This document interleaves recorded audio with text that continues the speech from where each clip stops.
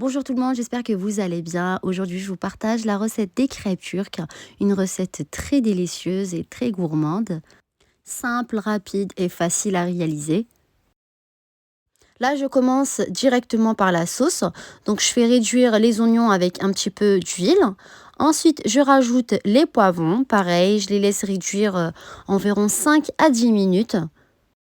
Pour la farce, vous pouvez mettre ce que vous voulez, de la viande, des légumes, du thon, vraiment mettre ce que vous aimez. Ensuite, je rajoute de l'ail râpé. Je laisse réduire un petit peu, environ 5 à 10 minutes. Par la suite, je rajoute le poulet haché. Je mets aussi de la tomate. Donc ici, j'ai de la tomate râpée, mais bien sûr, vous pouvez mettre la tomate coupée en petits morceaux. Du persil haché, du sel, du poivre noir et du curry.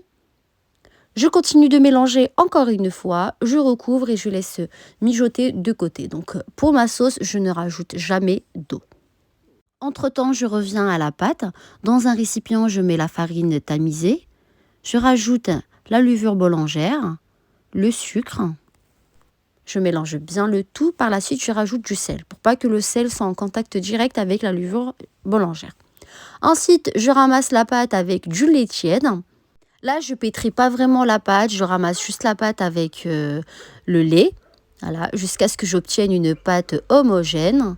Ensuite, je rajoute le beurre mou ou du beurre pommade. Je continue de pétrir la pâte, voilà, jusqu'à ce que j'obtienne une pâte molle et pas collante. Bien sûr, vous pouvez préparer votre pâte dans un pétrin, un robot, comme vous voulez.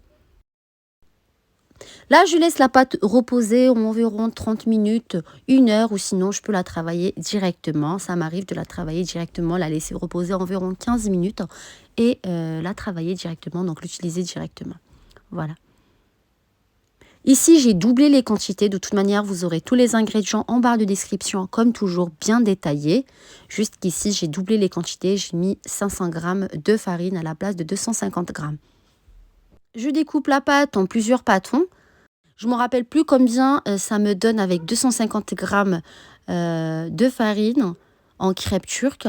Mais en tout cas, je pense entre 6 et 8, ça dépend de vos crêpes, ça dépend de la dimension des crêpes que vous allez former. Voilà, donc je forme des boules comme vous voyez ici. J'essaye de les lisser un petit peu. Voilà. J'étale la pâte avec un rouleau à pâtisserie sur un plan de travail fariné parce qu'on a une pâte qui est vraiment très molle. J'aime bien avoir une pâte légèrement fine. À la cuisson, elle va légèrement doubler de volume. Donc, je préfère avoir une pâte plus fine. Je dépose un petit peu de farce sur la pâte. Ensuite, je rajoute un petit peu de fromage râpé ou sinon, vous pouvez prendre n'importe quel fromage que vous aimez. Voilà. Je referme la crêpe à l'aide d'une fourchette pour éviter au fromage de couler et surtout que ça dérape. Voilà, j'aplatis bien. Donc moi, ce que je fais, je prépare toutes mes crêpes turques. Ensuite, je les dépose sur un torchon propre. Une fois que j'aurai terminé de former toutes les crêpes, là, je passe à la cuisson sur une crêpière. Donc pour ma crêpière, je mets un petit peu de beurre ou sinon vous pouvez rien mettre. Donc ça m'arrive de les faire cuire directement sans rien rajouter. La cuisson se fait au début sur un feu moyen. Comme ça la pâte va cuire de l'intérieur aussi. Comme vous avez remarqué, ça a un petit peu doublé de volume. Voilà. Pour avoir des crêpes bien cuites de l'extérieur ainsi que de l'intérieur. Voilà, j'appuie un petit peu pour que ça cuise même sur les bordures.